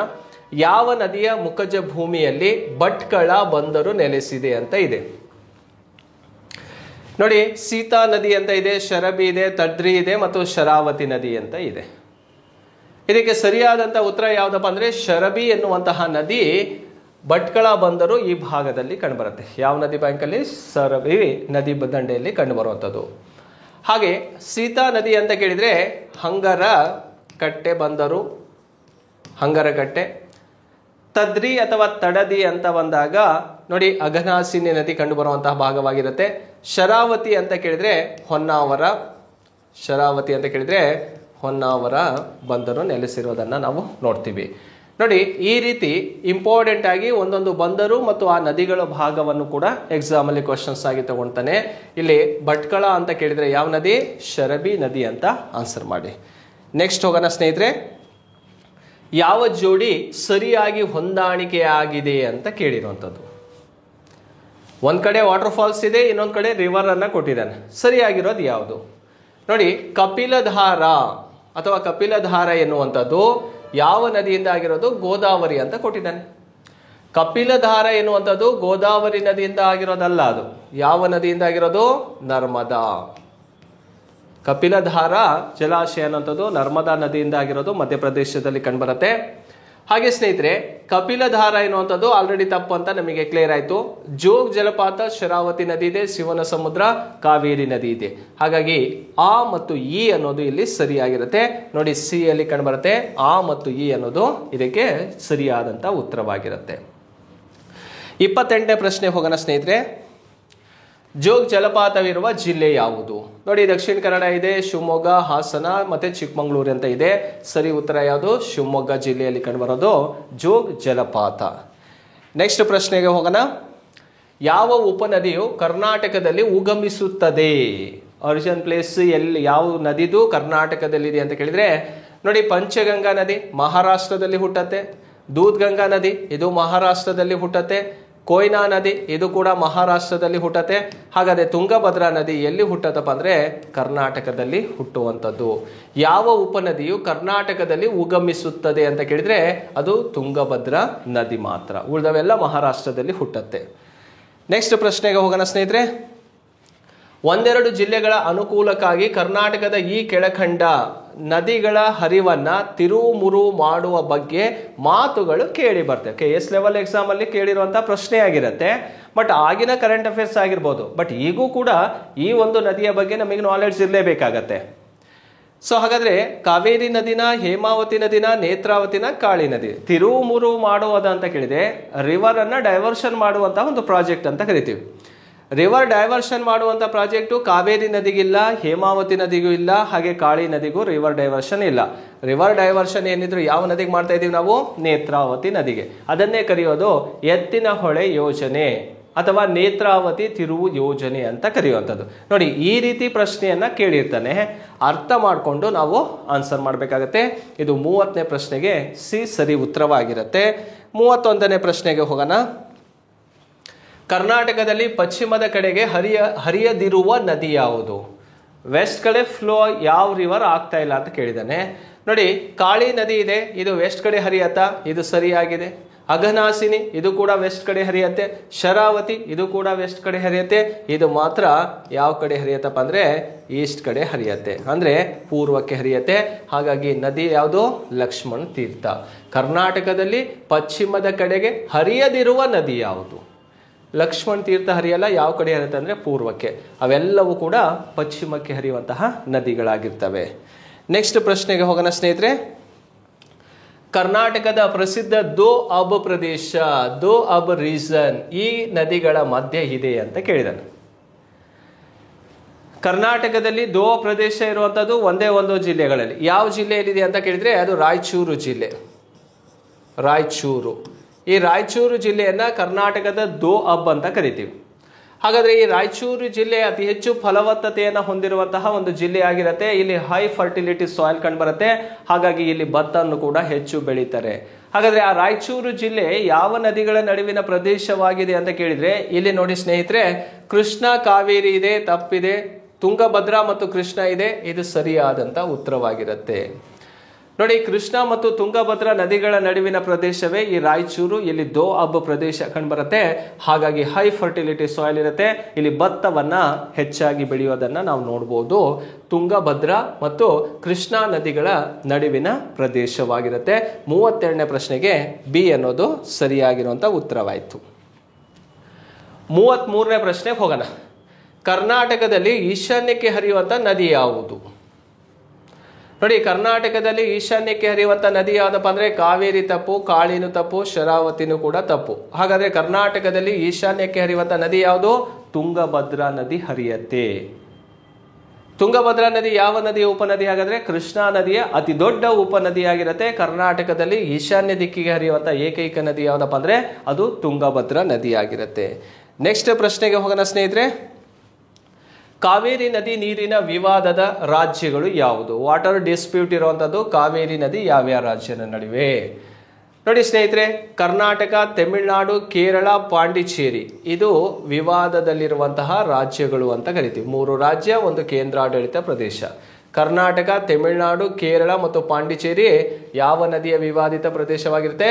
ಕಾವೇರಿ ನದಿಗೆ ವಿವಾದದಲ್ಲಿರುವಂತಹ ಒಂದು ರಾಜ್ಯಗಳಾಗಿರ್ತವೆ. ಓಕೆ, ಇದು 34ನೇ ಪ್ರಶ್ನೆಗೆ ಬಿ ಅನ್ನೋದು ಸರಿಯಾಗಿರುವಂತಹ ಉತ್ತರವಾಗಿರುತ್ತೆ. 35ನೇ ಪ್ರಶ್ನೆ ಹೋಗೋಣ. ಕೂಡಲ ಸಂಗಮವು ಕೆಳಗಿನ ಯಾವ ನದಿಗಳ ಸಂಗಮ ಸ್ಥಳವಾಗಿದೆ ಅಂತ ಕೇಳಿರುವಂಥದ್ದು. ಕೂಡಲ ಸಂಗಮದಲ್ಲಿ 2 ನದಿಗಳು ಹೋಗಿ ಸೇರ್ತಾವೆ. ಅವು 2 ನದಿಗಳು ಯಾವುದು? ಕೃಷ್ಣಾ ನದಿಗೆ ಮಲ್ಲಪ್ರಭಾ ನದಿ ಹೋಗಿ ಸೇರುತ್ತೆ ಕೂಡಲ ಸಂಗಮದಲ್ಲಿ. ಯಾವ ನದಿ? ಕೃಷ್ಣಾ ನದಿಗೆ ಮಲ್ಲಪ್ರಭಾ ನದಿ ಹೋಗಿ ಸೇರತ್ತೆ. ಯಾವ ಸ್ಥಳ ಅಂತ ಕೇಳಿದ್ರೆ ಕೂಡಲ ಸಂಗಮದಲ್ಲಿ. ಹಾಗಾಗಿ ಎ ಅನ್ನೋದು ಇದಕ್ಕೆ ಸರಿಯಾಗಿರುವಂತಹ ಉತ್ತರವಾಗಿರುತ್ತೆ. ನೆಕ್ಸ್ಟ್ ಸ್ನೇಹಿತರೆ, 36ನೇ ಪ್ರಶ್ನೆ ಹೋಗೋಣ. ತುಂಗಾ ನದಿಯು ಉಗಮಿಸುವ ಜಿಲ್ಲೆ ಯಾವುದು ಅಂತ ಕೇಳಿದೆ. ಇಲ್ಲಿ ಆಪ್ಷನ್ ಅನ್ನ ನೋಡಿ. ಚಿಕ್ಕಮಗಳೂರು ಜಿಲ್ಲೆ ಇದೆ, ಶಿವಮೊಗ್ಗ, ದಕ್ಷಿಣ ಕನ್ನಡ, ಉಡುಪಿ. ತುಂಗಾ ನದಿಯ ಉಗಮ ಸ್ಥಳ ಯಾವ ಜಿಲ್ಲೆಯಪ್ಪ ಅಂದ್ರೆ ಅದು ಚಿಕ್ಕಮಗಳೂರು ಜಿಲ್ಲೆಯಲ್ಲಿ ಹುಟ್ಟತ್ತೆ. ಅನಂತರ ಶಿವಮೊಗ್ಗದಲ್ಲಿ ಹೋಗುತ್ತೆ. ಶಿವಮೊಗ್ಗ ಆದ ದಾವಣಗೆರೆ ಜಿಲ್ಲೆ, ವಿಜಯನಗರ ಜಿಲ್ಲೆ, ಬಳ್ಳಾರಿ ಜಿಲ್ಲೆಯ ಮೂಲಕ ಆಂಧ್ರ ಪ್ರದೇಶಕ್ಕೆ ಹೋಗುತ್ತೆ ಈ ತುಂಗಭದ್ರಾ ನದಿ. ತುಂಗಾ ನದಿಯ ಉಗಮ ಸ್ಥಳ ಚಿಕ್ಕಮಗಳೂರು ಜಿಲ್ಲೆಯಲ್ಲಿ ಹುಟ್ಟತ್ತೆ. ರೈಟ್. ನೆಕ್ಸ್ಟ್ ಪ್ರಶ್ನೆಗೆ ಹೋಗೋಣ. ಕರ್ನಾಟಕದ ಈ ಪಟ್ಟಣ ನದಿ ತೀರದಲ್ಲಿಲ್ಲ, ರಿವರ್ ಬ್ಯಾಂಕ್ ಅಲ್ಲಿ ಇಲ್ಲದೆ ಇರುವಂತಹ ಸಿಟಿ ಯಾವುದು ಅಂತ ಕೇಳಿದ್ದಾನೆ.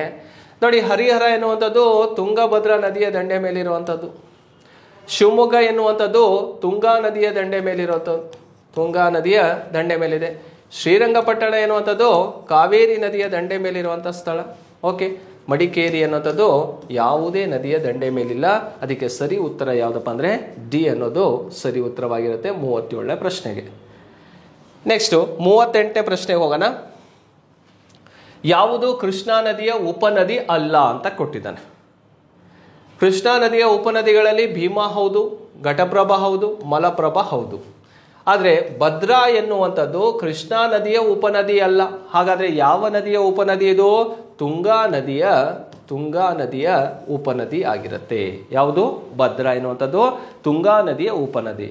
ಒಟ್ಟಾರೆ ಸೇರಿ ತುಂಗಭದ್ರಾ ಅನ್ನುವಂಥದ್ದು ಯಾವ ನದಿಯ ಉಪನದಿ ಅಂತ ಕೇಳಿದ್ರೆ ಅದು ಕೃಷ್ಣಾ ನದಿಯ ಉಪನದಿ ಆಗಿರುತ್ತೆ. ಇದು 38ನೇ ಪ್ರಶ್ನೆಗೆ ಸರಿಯಾದಂಥ ಉತ್ತರ ಬಿ. ನೆಕ್ಸ್ಟ್ ಸ್ನೇಹಿತರೆ 39ನೇ ಪ್ರಶ್ನೆ ಹೋಗೋಣ. ನಂಜನಗೂಡು ಯಾವ ನದಿಯ ದಂಡೆಯ ಮೇಲಿದೆ ಅಂತ ಕೇಳಿದಾನೆ.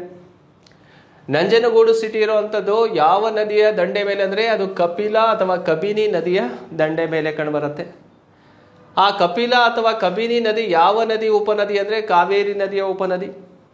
ಹೇಮಾವತಿನೂ ಕೂಡ ಕಾವೇರಿ ನದಿಯ ಉಪನದಿ, ಹಾರಂಗಿನೂ ಕೂಡ ಕಾವೇರಿ ನದಿಯ ಉಪನದಿ. ಮುಖ್ಯ ನದಿ ಕಾವೇರಿ, ಅದರ ಉಪನದಿಗಳು. ಬಟ್ ನಂಜನಗೂಡು ಯಾವ ನದಿಯ ದಂಡೆ ಮೇಲಿದೆ ಅಂದರೆ ಕಪಿಲಾ ನದಿಯ ದಂಡೆ ಮೇಲಿದೆ. ನಂಜನಗೂಡಿನಲ್ಲಿ ಶ್ರೀಕಂಠೇಶ್ವರ ಎನ್ನುವಂತಹ ಒಂದು ಟೆಂಪಲ್ ಇದೆ. ಕರ್ನಾಟಕದ ಅತಿ ದೊಡ್ಡ ದೇವಾಲಯ ಅಂತಲೂ ಕೂಡ ನಾವು ಅದನ್ನು ಗುರುತು ಮಾಡ್ತೀವಿ. ಓಕೆ, ಇದು 39ನೇ ಪ್ರಶ್ನೆಗೆ ಎ ಸರಿ ಉತ್ತರ. ನೆಕ್ಸ್ಟ್ ಸ್ನೇಹಿತರೆ 40ನೇ ಪ್ರಶ್ನೆಗೆ ಹೋಗೋಣ. ಮರ್ಕಣ ಫಾಲ್ಸ್ ಇರುವುದು ಎಲ್ಲಿದೆ ಅಥವಾ ಯಾವ ನದಿಯಿಂದ ಆಗಿರುವಂತಹ ಫಾಲ್ಸ್ ಅಂತ ಕೇಳಿದರೆ ಕಾವೇರಿ ನದಿ ಅಂತೂ ಅಲ್ಲ, ನೆಕ್ಸ್ಟು ಅಘನಾಸಿನಿ ನದಿ ಅಂತೂ ಅಲ್ಲ, ಮಹಾನದಿನೂ ಅಲ್ಲ. ಹಾಗಾದರೆ ಸರಿ ಉತ್ತರ ಯಾವುದು? ಸೀತಾ ನದಿ. ಸೀತಾ ನದಿಯಿಂದ ನಿರ್ಮಾಣವಾಗಿರುವಂತಹ ಒಂದು ವಾಟರ್ ಫಾಲ್ಸ್ ಯಾವುದಪ್ಪ ಅಂದರೆ ಬರ್ಕನ ಫಾಲ್ಸ್ ಅಂತಲೇ ಕರಿತೀವಿ. ರೈಟ್. ನೆಕ್ಸ್ಟು 41ನೇ ಪ್ರಶ್ನೆ ಹೋಗೋಣ ಸ್ನೇಹಿತರೆ. 41. ನವಿಲು ಅಭಯಧಾಮ ಎಲ್ಲಿದೆ ಅಂತ ಕೇಳಿದ್ದಾನೆ. ನೋಡಿ, ನವಿಲು ಅಭಯಧಾಮ ಇರುವಂಥದ್ದು ಎಲ್ಲಿ ಅಂತ ಕೇಳಿದರೆ ನೋಡಿ ಮಂಡಗದ್ದೆ ಎನ್ನುವಂಥದ್ದು ಪಕ್ಷಿಧಾಮ ರಪಿ, ಮಂಡಗದ್ದೆ ಪಕ್ಷಿಧಾಮ. ಹಾಗಾದರೆ ಬಂಕಾಪುರ ಎನ್ನುವಂಥದ್ದು ಯಾವುದಕ್ಕೆ ಸೇರತ್ತೆ? ಅದು ನವಿಲುಧಾಮ. ಮಾಗಡಿ ಎನ್ನುವಂಥದ್ದು ಕೂಡ ಪಕ್ಷಿಧಾಮ, ಮಾಗಡಿ. ಬೋನಾಳ ಎನ್ನುವಂಥದ್ದು ಕೂಡ ಪಕ್ಷಿಧಾಮ. ನೋಡಿ ಇಲ್ಲೇ ಅರ್ಥ ಮಾಡ್ಕೋಬೇಡಿ. ಈಗ ನವಿಲುಧಾಮ ಯಾವುದಂತ ಕೊಟ್ಬಿಟ್ಟು ಬಂಕಾಪುರ ಅಂತ ಆಪ್ಷನಲ್ಲಿದೆ, ಓಕೆ. ಅಲ್ಲಿ ಪಕ್ಷಿಧಾಮ ಅಂತ ಕೊಟ್ಬಿಟ್ಟು ಬೇರೆ ನವಿಲುಧಾಮಗಳನ್ನು ಕೊಟ್ಬಿಟ್ಟು ಯಾವ್ದಾದ್ರು ಒಂದನ್ನು ಕೊಡ್ಬೋದು. ಮಂಡಗದ್ದೆನೂ ಪಕ್ಷಿಧಾಮ, ಮಾಗಡಿನೂ ಪಕ್ಷಿಧಾಮ, ಬೋನಾಳನು ಕೂಡ ಪಕ್ಷಿಧಾಮವಾಗಿರುತ್ತೆ. ಬಂಕಾಪುರ ಎನ್ನುವಂಥದ್ದು ನವಿಲುಧಾಮವಾಗಿರುತ್ತೆ. ಓಕೆ. ಸೊ 41ನೇ ಪ್ರಶ್ನೆಗೆ ಬಿ ಅನ್ನೋದು ಸರಿಯಾಗಿರುವಂಥ ಉತ್ತರವಾಗಿರುತ್ತೆ. ನೆಕ್ಸ್ಟ್ 42ನೇ ಪ್ರಶ್ನೆಗೆ ಹೋಗೋಣ. ರಂಗನತಿಟ್ಟು ಯಾವುದಕ್ಕೆ ಸಂಬಂಧಿಸಿದೆ? ನೋಡಿ ಆ ಕಡೆ ನವಿಲುಧಾಮ ಕೊಟ್ಟ, ಈ ಕಡೆ ಬಂದಾಗ ಪಕ್ಷಿಧಾಮವನ್ನು ಕೊಡ್ತಾ ಇದ್ದಾನೆ. ರಂಗನತಿಟ್ಟು ಅನ್ನೋಂಥದ್ದು ಯಾವುದಕ್ಕೆ ಸಂಬಂಧಿಸಿದೆ? ಅದು ಬರ್ಡ್ ಸೆಂಚುರಿ ಅಂತ ಕರಿತೀವಿ, ಪಕ್ಷಿಧಾಮ. ಈ ರಂಗನತಿಟ್ಟನ್ನ ಕರ್ನಾಟಕದ ಪಕ್ಷಿಕಾಸಿ ಅಂತಲೂ ಕೂಡ ಕರೀತಾರೆ, ಕರ್ನಾಟಕದ ಪಕ್ಷಿಕಾಸಿ. ನೋಡಿ ಇವೆಲ್ಲವೂ ಕೂಡ ಹಿಂದೆ ಓಲ್ಡ್ ಕ್ವಶನ್ ಪೇಪರಲ್ಲಿ ಬಂದಿರುವಂತಹ ಪ್ರಶ್ನೆಗಳೇ. ಅದನ್ನು ಒಂದು ಕಡೆ ಕಲೆಕ್ಟ್ ಮಾಡಿ ನಿಮಗೆ ಈಸಿ ಆಗಲು ಅನ್ನೋ ಮೆಥಡಲ್ಲಿ ನಾನು ಒಂದನ್ನು ರೈಟ್ ಆನ್ಸರನ್ನು ನಿಮಗೆ ಹಾಕ್ತಾ ಹೋಗ್ತಾ ಇದ್ದೀನಿ. ಇವುಗಳ ಬಗ್ಗೆ ಎಕ್ಸ್ಪ್ಲೇನ್ ಮಾಡ್ತಾ ಹೋದಾಗ ತುಂಬ ಟೈಮ್ ಇರುತ್ತೆ, ನಿಮಗೆ ಅಷ್ಟೊಂದು ಟೈಮ್ ಇಲ್ಲ. ನೀವು ಶಾರ್ಟ್ ಟೈಮಲ್ಲಿ ನೀವು ಓದಿರೋದನ್ನು ರಿವಿಷನ್ ಮಾಡ್ತಾ ಇರ್ತೀರಲ್ಲ, ಆ ರಿವಿಷನ್ ಮಾಡೋ ಟೈಮಲ್ಲಿ ಈ ಒಂದು ವಿಡಿಯೋನ ನೋಡೋದಾದರೆ ನೇರ ಉತ್ತರಗಳನ್ನು ನಿಮಗೆ ಡೌಟ್ ಇದ್ದರೆ ಅದನ್ನು ಕ್ಲಿಯರ್ ಮಾಡ್ಕೊಳ್ತಾ ಹೋಗ್ಬೋದು. ಓಕೆ ಸ್ನೇಹಿತರೆ, ಸೊ ಎಲ್ಲರೂ ಕೂಡ ವಿಡಿಯೋನ ಫಾಲೋ ಅಪ್ ಮಾಡ್ತಾ ಹೋಗಿ. ನೋಡಿ ರಂಗನತಿಟ್ಟು ಯಾವುದಕ್ಕೆ ಸಂಬಂಧಿಸಿದೆ ಅಂದರೆ ಇದು ಪಕ್ಷಿಧಾಮವಾಗಿರುತ್ತೆ. ಆ ರಂಗನತಿಟ್ಟನ್ನು ಕರ್ನಾಟಕದ ಪಕ್ಷಿಕಾಸಿ ಅಂತ ಕರಿತೀವಿ. ಇತ್ತೀಚೆಗೆ ರಂಗನತಿಟ್ಟನ್ನು ರಾಮ್ಸರ್ ತಾಣಗಳಲ್ಲೂ ಕೂಡ ಸೇರ್ಪಡೆ ಮಾಡಿರೋದನ್ನು ನೋಡ್ಬೋದು. ಕರ್ನಾಟಕದಲ್ಲಿರುವ ಏಕೈಕ ರಾಮ್ಸರ್ ತಾಣ ಯಾವುದಪ್ಪ ಅಂದರೆ ಅದು ರಂಗನತಿಟ್ಟು ಆಗಿರುತ್ತೆ. ರೈಟ್. ನೆಕ್ಸ್ಟು 43ನೇ ಪ್ರಶ್ನೆಗೆ ಹೋಗೋಣ ಸ್ನೇಹಿತರೆ. ಗಂಧದ ಮರ ಹೆಚ್ಚು ಬೆಳೆಯುವಂತಹ ರಾಜ್ಯ ಯಾವುದು? ಕರ್ನಾಟಕ ಅತಿ ಹೆಚ್ಚು ಗಂಧದ ಮರವನ್ನು ಬೆಳೆಯುವಂತಹ ರಾಜ್ಯವಾಗಿರುತ್ತೆ. ಆದ್ದರಿಂದ ಕರ್ನಾಟಕವನ್ನು ಶ್ರೀಗಂಧದ ನಾಡು ಅಂತಲೂ ಕೂಡ ಕರಿತೀವಿ. ಆ ಶ್ರೀಗಂಧದ ನಾಡು ಅಂತ ಕರೆಯೋದಕ್ಕೆ ಕಾರಣ ಕರ್ನಾಟಕದಲ್ಲಿ ಗಂಧದ ಮರಗಳು ಹೆಚ್ಚಾಗಿ ಬೆಳೀತಾರೆ. ಸೊ ಈ ಮರಗಳು ಎಲೆ ಉದುರುವ ಕಾಡುಗಳಲ್ಲಿ ಹೆಚ್ಚಾಗಿ ಕಂಡುಬರ್ತವೆ. ಡೆಸಿಡ್ಯೂಸ್ ಫಾರೆಸ್ಟಲ್ಲಿ ಈ ಒಂದು ಟ್ರೀ ಹೆಚ್ಚಾಗಿ ಕಂಡುಬರೋದನ್ನು ನೋಡ್ಬೋದು. ಹಾಗೆ ಸ್ನೇಹಿತರೆ, ಮುಂದಿನ ಒಂದು 44 ಕ್ವಶನ್ ಯಾವುದಪ್ಪ ಅಂದರೆ ಕರ್ನಾಟಕದಲ್ಲಿ ನವಿಲುಗಳು ಇಲ್ಲಿ ಹೆಚ್ಚಾಗಿದೆ. 2 ಸಲ ಕ್ವಶನ್ ರಿವಿಷನ್ ಆಗಿದೆ. ಒಂದು ಬಂಕಾಪುರದಲ್ಲಿ ನವಿಲುಧಾಮ ಇತ್ತು. ಹಾಗಾದರೆ ಇನ್ನೊಂದು ಎಲ್ಲಿದೆಯಪ್ಪ ಅಂದರೆ ಆದಿಚುಂಚನಗಿರಿಯಲ್ಲಿ ನವಿಲುಧಾಮ ಇದೆ, ಮಂಡ್ಯ ಜಿಲ್ಲೆ. ಈ ಆದಿಚುಂಚನಗಿರಿ ಅನ್ನುವಂಥದ್ದು ನವಿಲಿಗೂ ಪ್ರಸಿದ್ಧಿಯಾಗಿರುವಂಥ ಸ್ಥಳವಾಗಿರುತ್ತೆ, ಮಂಡ್ಯ ಜಿಲ್ಲೆಯಲ್ಲಿ ಕಂಡುಬರುವಂಥದ್ದು. 44ನೇ ಪ್ರಶ್ನೆಗೆ ಬಿ ಸರಿಯಾದಂಥ ಉತ್ತರವಾಗಿರುತ್ತೆ. ನೆಕ್ಸ್ಟ್ ಕ್ವಶನಿಗೆ ಹೋಗೋಣ ಸ್ನೇಹಿತರೆ. 45ನೇದು, ರಾಜೀವ್ ಗಾಂಧಿ ರಾಷ್ಟ್ರೀಯ ಉದ್ಯಾನವನ ಇರುವಂಥದ್ದು ಎಲ್ಲಿದೆ? ನೋಡಿ, ರಾಜೀವ್ ಗಾಂಧಿ ರಾಷ್ಟ್ರೀಯ ಉದ್ಯಾನವನ ಯಾವ ಉದ್ಯಾನವನಕ್ಕೆ ಕರಿತೀವಿ ಅನ್ನೋದನ್ನು ಕೇಳಿರುವಂಥದ್ದು. ನೋಡಿ, ಬನ್ನೇರುಘಟ್ಟವನ್ನು ರಾಜೀವ್ ಗಾಂಧಿ ಅಂತ ಕರೆಯ. ನಾಗರಹೊಳೆ ರಾಷ್ಟ್ರೀಯ ಉದ್ಯಾನವನವನ್ನು ಏನಂತ ಕರಿತೀವಪ್ಪ ಅಂದರೆ ರಾಜೀವ್ ಗಾಂಧಿ ರಾಷ್ಟ್ರೀಯ ಉದ್ಯಾನವನ ಅಂತ ಕರಿತೀವಿ. ನೋಡಿ, ನಾಗರಹೊಳೆ ರಾಷ್ಟ್ರೀಯ ಉದ್ಯಾನವನ ಅಥವಾ ರಾಜೀವ್ ಗಾಂಧಿ ನ್ಯಾಷನಲ್ ಪಾರ್ಕ್ ಇರುವಂಥದ್ದು ಯಾವ ಜಿಲ್ಲೆಯಲ್ಲಿ ಅಂತ ಕೇಳಿದರೆ ಕೊಡಗು ಜಿಲ್ಲೆಯಲ್ಲಿ ಕಂಡುಬರುತ್ತೆ. ಹಂಪಿ ಎನ್ನುವಂಥದ್ದು ಉತ್ತರ ಕನ್ನಡ ಜಿಲ್ಲೆಯಲ್ಲಿ ಕಂಡುಬರುತ್ತೆ, ಉತ್ತರ ಕನ್ನಡ ಜಿಲ್ಲೆ. ಕುದುರೆಮುಖ ಅನ್ನುವಂಥದ್ದು ಚಿಕ್ಕಮಗಳೂರು ಜಿಲ್ಲೆಯಲ್ಲಿದೆ, ಚಿಕ್ಕಮಗಳೂರು ಜಿಲ್ಲೆ. ಬನ್ನೇರುಘಟ್ಟ ಅನ್ನುವಂಥದ್ದು ಬೆಂಗಳೂರು ಜಿಲ್ಲೆಯಲ್ಲಿ ಕಂಡುಬರುತ್ತೆ. ಕ್ಲಿಯರ್? 4 ರಾಷ್ಟ್ರೀಯ ಉದ್ಯಾನವನಗಳು ಯಾವ್ಯಾವ ಜಿಲ್ಲೆಯಲ್ಲಿ ಕಂಡುಬರ್ತವೆ. ಬೇರೆ ಯಾವುದಕ್ಕೂ ಬೇರೆ ಟೈಟಲಲ್ಲಿ ಕರೆಯಲ್ಲ. ಕರ್ನಾಟಕದಲ್ಲಿರೋದೇ 5 ರಾಷ್ಟ್ರೀಯ ಉದ್ಯಾನವನಗಳು. ಆ 5 ನ್ಯಾಷನಲ್ ಪಾರ್ಕಲ್ಲಿ ಒಂದು ರಾಷ್ಟ್ರೀಯ ಉದ್ಯಾನವನಕ್ಕೆ ಬೇರೆ ಹೆಸರಿಂದ ಕರೆಯುವಂಥದ್ದು. ಯಾವುದನ್ನು? ನಾಗರಹೊಳೆಯನ್ನು ರಾಜೀವ್ ಗಾಂಧಿ ಅಂತ ಕರಿತೀವಿ ಅಷ್ಟೇ, ಬೇರೇನಿಲ್ಲ. ರೈಟ್. ನೆಕ್ಸ್ಟ್ ಸ್ನೇಹಿತರೆ, ಮತ್ತೊಂದು ಪ್ರಶ್ನೆಗೆ ಹೋಗೋಣ. ಕರ್ನಾಟಕದ ಅರಣ್ಯ ವ್ಯಾಪ್ತಿಗೆ ಅತಿ ಹೆಚ್ಚು ಕೊಡುಗೆ ನೀಡಿರುವಂತಹ ಜಿಲ್ಲೆ ಯಾವುದು? ಅಂದರೆ ಕರ್ನಾಟಕದಲ್ಲಿ ಅತಿ ಹೆಚ್ಚು ಅರಣ್ಯ ಪ್ರದೇಶವನ್ನು ಹೊಂದಿರುವಂತಹ ಜಿಲ್ಲೆ ಯಾವುದು ಅಂತ ಕೇಳಿದರೆ ಅದಕ್ಕೆ ಸರಿ ಉತ್ತರ ಯಾವುದಪ್ಪ ಅಂದರೆ ಉತ್ತರ ಕನ್ನಡ ಜಿಲ್ಲೆ. ಹೈಯೆಸ್ಟ್ ಫಾರೆಸ್ಟ್ ಇರುವಂಥದ್ದು ಉತ್ತರ ಕನ್ನಡ ಜಿಲ್ಲೆಯಲ್ಲಿ ಕಂಡುಬರುತ್ತೆ. ಶಿವಮೊಗ್ಗದಲ್ಲೂ ಇದೆ, ಚಿಕ್ಕಮಗಳೂರಲ್ಲೂ ಇದೆ, ಹಾಗೆ ಕೊಡಗು ಜಿಲ್ಲೆಯಲ್ಲೂ ಕೂಡ ಫಾರೆಸ್ಟ್ ಇದೆ. ಅದರಲ್ಲಿ ಹೈಯೆಸ್ಟ್ ಅಂತ ಕೇಳಿದಾಗ ಉತ್ತರ ಕನ್ನಡ ಜಿಲ್ಲೆಯನ್ನು ಆನ್ಸರ್ ಮಾಡಿ. 46ನೇ ಪ್ರಶ್ನೆಗೆ ಡಿ ಸರಿ ಉತ್ತರ. 47ಕ್ಕೆ ಹೋಗೋಣ. ಬಿಸಿಲೇಕಾಡುಗಳು ಇರುವಂತಹ ಜಿಲ್ಲೆ ಯಾವುದು? ಸ್ನೇಹಿತರೆ, ಬಿಸಿಲೇಕಾಡು ಕರ್ನಾಟಕದಲ್ಲಿ ಯಾವ ಜಿಲ್ಲೆಯಲ್ಲಿ ಕಂಡುಬರುತ್ತೆ ಹೆಚ್ಚಾಗಿ ಅಂದರೆ ಅದು ಹಾಸನ ಜಿಲ್ಲೆಯಲ್ಲಿ ಕಂಡುಬರುವಂಥದ್ದು. ಬಿಸಿಲೇಕಾಡುಗಳು ಇರುವಂಥದ್ದು ಹಾಸನ ಜಿಲ್ಲೆಯಲ್ಲಿ ಕಂಡುಬರ್ತವೆ. ಹಾಗೆ ಸ್ನೇಹಿತರೆ, ಮತ್ತೊಂದು ಪ್ರಶ್ನೆಗೆ ಹೋಗೋಣ. ಪುಷ್ಪಗಿರಿ ಅಭಯಾರಣ್ಯ ಇರುವ ಜಿಲ್ಲೆ ಯಾವುದು? ನೋಡಿ, ಪುಷ್ಪಗಿರಿ ಇರುವಂಥದ್ದು ಎಲ್ಲಪ್ಪ ಅಂದರೆ ಕೊಡಗು ಜಿಲ್ಲೆಯಲ್ಲಿ ಕಂಡುಬರುತ್ತೆ. ಕೊಡಗು ಜಿಲ್ಲೆಯಲ್ಲಿ 3 ಇದಾವೆ. ಒಂದು ಪುಷ್ಪಗಿರಿ, ಇನ್ನೊಂದು ಬ್ರಹ್ಮಗಿರಿ, ಬ್ರಹ್ಮಗಿರಿ, ಇನ್ನೊಂದು ತಲಕಾವೇರಿ ಅಂತ ಕಂಡುಬರ್ತವೆ. ಈ ಮೂರು ಕೂಡ ಇರುವಂಥದ್ದು ಕೊಡಗು ಜಿಲ್ಲೆಯಲ್ಲಿ ಕಂಡುಬರುವಂಥ ಪುಷ್ಪಗಿರಿ, ಬ್ರಹ್ಮಗಿರಿ ಮತ್ತು ತಲಕಾವೇರಿ ವನ್ಯಜೀವಿ ಧಾಮಗಳು ಕಂಡುಬರ್ತವೆ. 48ನೇ ಪ್ರಶ್ನೆಗೆ ಎ ಅನ್ನೋದು ಸರಿಯಾಗಿರುತ್ತೆ. ನೆಕ್ಸ್ಟ್ 49ನೇ ಪ್ರಶ್ನೆ ಹೋಗೋಣ. ಅತ್ತಿವೇರಿ ವನ್ಯಜೀವಿ ಅಭಯಾರಣ್ಯ ಎಲ್ಲಿದೆ ಅಂತ ಕೇಳಿದರೆ, ಅತ್ತಿವೇರಿ ಇರುವಂಥದ್ದು ಉತ್ತರ ಕನ್ನಡ ಜಿಲ್ಲೆಯಲ್ಲಿ ಕಂಡುಬರುತ್ತೆ. ಉತ್ತರ ಕನ್ನಡ ಜಿಲ್ಲೆಯಲ್ಲಿರುವಂತಹ ಅತ್ತಿವೇರಿ ಅನ್ನುವಂಥದ್ದು ಯಾವುದಕ್ಕೆ ಸಂಬಂಧಿಸಿದಂತೆ ಬರ್ಡ್ ಸೆಂಚುರಿ ಆಗಿರುತ್ತೆ, ಅದು ಉತ್ತರ ಕನ್ನಡ ಜಿಲ್ಲೆಯಲ್ಲಿ ಕಂಡುಬರುತ್ತೆ. ನೆಕ್ಸ್ಟ್ ಪ್ರಶ್ನೆಗೆ ಹೋಗೋಣ. 50ನೇ ಕ್ವಶನ್, ಹೊಂದಿಸಿ ಬರೆಯೋದು ಅಂತ ಇದೆ. ನೇರ ಉತ್ತರ, ನೇರ ಪ್ರಶ್ನೆ ಇರುತ್ತೆ. ನೋಡಿ, ಬನ್ನೇರುಘಟ್ಟ ಎಲ್ಲಿದೆಯಪ್ಪ ಅಂದರೆ ಬೆಂಗಳೂರು, ಸರಿಯಾಗಿದೆ. ಅದಕ್ಕೆ ನಾಗರಹೊಳೆ ಎಲ್ಲಿದೆಯಪ್ಪ ಅಂದರೆ ಕೊಡಗು. ನೆಕ್ಸ್ಟ್ ಬಂಡೀಪುರ ಎಲ್ಲಿದೆಯಪ್ಪ ಅಂದರೆ ಚಾಮರಾಜನಗರ. ಕುದುರೆಮುಖ ಎಲ್ಲಿದೆಯಪ್ಪ ಅಂದರೆ ಅದು ಚಿಕ್ಕಮಗಳೂರು ಜಿಲ್ಲೆಯಲ್ಲಿ ಕಂಡುಬರುತ್ತೆ. ಒಂದು ಸೈಡ್ ನ್ಯಾಷನಲ್ ಪಾರ್ಕ್ ಇದೆ, ಇನ್ನೊಂದು ಸೈಡು ಡಿಸ್ಟಿಕ್ಕನ್ನು ಕೊಟ್ಟಿದ್ದಾನೆ. ನೇರವಾಗಿ ಅವೇ ಜಿಲ್ಲೆಗಳನ್ನು ಕೂಡ ನಾವಿಲ್ಲಿ ನೋಡ್ತಾ ಹೋಗ್ಬೋದು. ಇದು 50ನೇ ಪ್ರಶ್ನೆಗೆ ಸರಿಯಾದಂತಹ ಉತ್ತರವಾಗಿರುತ್ತೆ. 51ನೇ ಪ್ರಶ್ನೆ ಹೋಗೋಣ ಸ್ನೇಹಿತರೆ. ಕರ್ನಾಟಕದಲ್ಲಿ ಕಡಿಮೆ ಮಳೆಯಾಗುವ ಸ್ಥಳ ಯಾವುದು? ನೋಡಿ, ಕರ್ನಾಟಕದಲ್ಲಿ ಕಡಿಮೆ ಮಳೆ ಆಗುವಂಥ ಸ್ಥಳ ಯಾವುದಪ್ಪ ಅಂದರೆ ಚಳ್ಳಕೆರೆ. ಚಿತ್ರದುರ್ಗ ಜಿಲ್ಲೆಯಲ್ಲಿ ಕಂಡುಬರುತ್ತೆ. ಚಿತ್ರದುರ್ಗ. ಈ ಚಳ್ಳಕೆರೆಯಲ್ಲಿ ಎಲ್ಲಿ ಅಂತ ಕೇಳಿದರೆ ನಾಯಕನಹಟ್ಟಿ. ಈ ನಾಯಕನಹಟ್ಟಿ ಇದೆಯಲ್ಲ, ಅಲ್ಲಿ ಕರ್ನಾಟಕದಲ್ಲೇ ಅತಿ ಕಡಿಮೆ ಮಳೆ ಆಗುವಂತಹ ಸ್ಥಳವಾಗಿರುತ್ತೆ. ಈ ಚಿತ್ರದುರ್ಗ ಜಿಲ್ಲೆ ಚಳ್ಳಕೆರೆ ತಾಲೂಕು ನಾಯಕನಹಟ್ಟಿ ಎನ್ನುವಂಥದ್ದು ಕರ್ನಾಟಕದಲ್ಲೇ ಅತಿ ಕಡಿಮೆ ಮಳೆಯಾಗುವಂಥ ಸ್ಥಳವಾಗಿರುತ್ತೆ. ಈ ಒಂದು ನಾಯಕನಹಟ್ಟಿಯಲ್ಲಿ ತಿಪ್ಪೇರುದ್ರಸ್ವಾಮಿ ಟೆಂಪಲ್ಲು ಕೂಡ ಇರೋದನ್ನು ನಾವು ನೋಡ್ಬೋದು. ಓಕೆ, ಇದು ಲೋಯೆಸ್ಟ್ ರೈನ್ಫಾಲ್ ಬಗ್ಗೆ ಗೊತ್ತಿರಬೇಕಾಗತ್ತೆ. ನೆಕ್ಸ್ಟ್ ಹೋಗೋಣ ಸ್ನೇಹಿತರೆ. ಖಾರಿಫ್ ಬೆಳೆಯನ್ನು ಬೆಳೆಯುವ ಕಾಲ ಯಾವುದು? ಮುಂಗಾರು ಬೆಳೆ ಅಂತ ಕರಿತೀವಲ್ಲ, ಅದೇ ಖಾರಿಫ್. ಆ ಮುಂಗಾರು ಬೆಳೆ ಬೆಳೆಯುವಂಥದ್ದು ಜೂನ್ ಅವಧಿಯಲ್ಲಿ ಮಳೆಗಾಲ ಸ್ಟಾರ್ಟ್ ಆಗುತ್ತೆ. ಕಟಾವು ಅನ್ನುವಂಥದ್ದು ಎಲ್ಲಿಂದ ಕೊನೆಗೊಳ್ಳುತ್ತಪ್ಪ ಅಂದರೆ ಸೆಪ್ಟೆಂಬರ್. ಜೂನಲ್ಲಿ ಬಿತ್ತನೆ ಮಾಡ್ತೀವಿ, ಸೆಪ್ಟೆಂಬರಲ್ಲಿ ಕಟಾವು ಮಾಡ್ತೀವಿ. ಇದನ್ನು ಯಾವ ಅವಧಿ ಅಂತ ಕರಿತೀವಿ?